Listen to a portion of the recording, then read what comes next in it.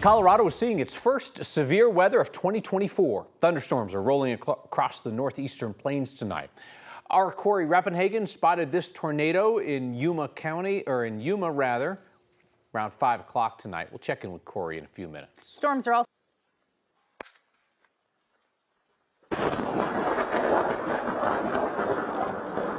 lots of lightning and thunder. That was outside a home in Evergreen. At least 3 houses were hit by lightning today. RTD suspended a couple of train lines in Denver as well as the storms moved through.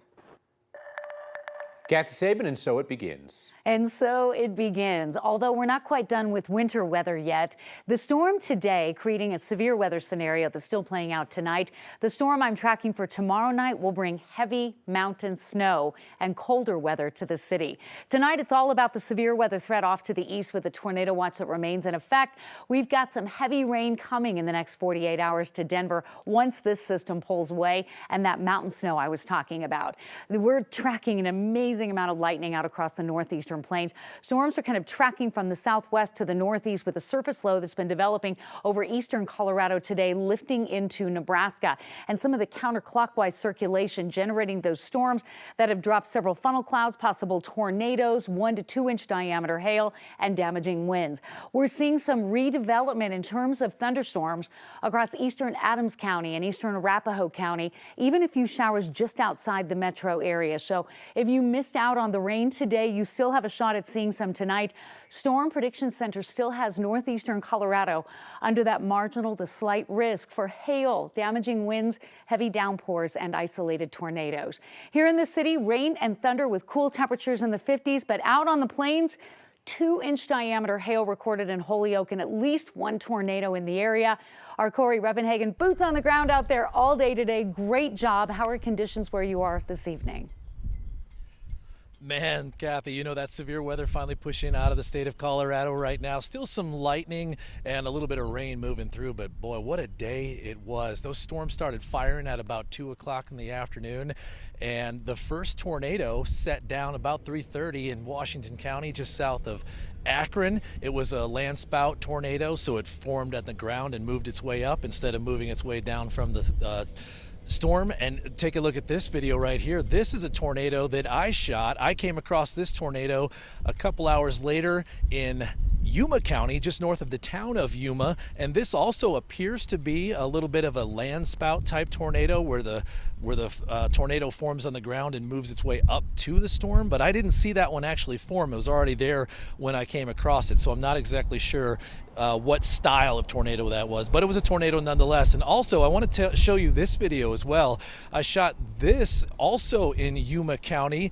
This, I believe, is also what would be considered a tornado. You can see a very broad rotating wall cloud at the top and a little bit of a spinning dust at the bottom.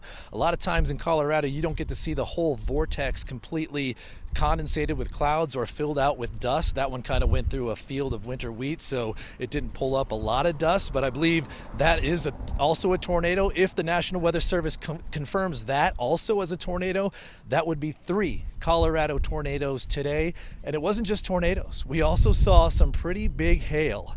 Take a look at this shot. I mean, Abraham Sandy actually got out the calipers and measured this hailstone just in the Holyoke area. This is almost about the size of a chicken egg, so 2 inches in diameter. I saw lots of those and lots of golf ball size hail posted on social media from all over northeast Colorado, but it's finally winding down, and this is pretty early for a setup like this. This is the earliest tornado watch issued in the state of Colorado since 2016. So April 15th, 2016, 9 years ago, was the last time we had a tornado watch this early in the season. Reporting out here in Holyoke, meteorologist Corey Rappenhagen, 9 News. Hope that means we don't have a long season. Yeah, just shifted early maybe. Well, 9 News reporter Brianna Clark now continues our weather coverage tonight. And Brianna, the lightning was just popping on the north side of the metro area today. Oh yeah, we know of at least 3 homes across the foothills in the Denver metro area that were hit by lightning today. The good news, no one was hurt. Here's what the storm sounded like when it rolled through Erie earlier.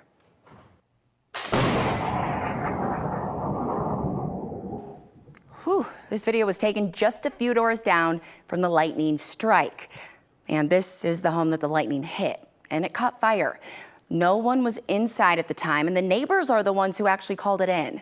A family of 3 lives here. The dad tells me crews put out the fire by the time they got home, but the damage was already done. Damaged to the bedroom and underneath on the garage and the roof. So I'm doing okay. I'm really disappointed with this, and it's so awful it happened, but luckily no one was at home. It was a really emotional day for that family, and they are now staying in a hotel tonight. Again, their home wasn't the only one hit today. Lightning also struck a home about 15 minutes away in Broomfield and to the west in Evergreen. Brianna Clark, 9 News. The jury will deliberate for a 3rd day in the trial of a former deputy accused of murder and the death of Christian Glass. They'll be back tomorrow morning to consider whether it was a crime when former Deputy Andrew Buin shot and killed Christian Glass nearly 2 years ago. They started their deliberations yesterday. Glass is the young man who called for help after getting his car stuck in Silver Plume. He was panicked. He was having a mental health crisis. Several officers engaged with him for more than an hour trying to get him out of the car. Then Buin broke Glass's car window, shot him with beanbag rounds before shooting him 5 times in the chest. Buin is charged with 2nd-degree murder. The 10th Mountain Division says somebody stole a trailer filled with artifacts from World War II. This happened early on the morning of April 13th in Englewood. The trailer stored the organization's World War II-era field kitchen, as well as tents, skis, and other items. Some of them were from the World War II times, others were reproductions. The organization believes the monetary value of these items and the trailer is worth more than $25,000. It says some of these items are invaluable and nearly impossible to replace. Is the loss to the historical community. We use this exhibit to reach out all across the country, working with museums and historical preservation agencies from one end of the United States to the other, and we have now lost the ability to do our large outdoor public exhibitions. The 10th Mountain Living History Display Group is working with Englewood Police to try to find the stolen trailer and the items. If you have any information about this case, please reach out to Englewood Police.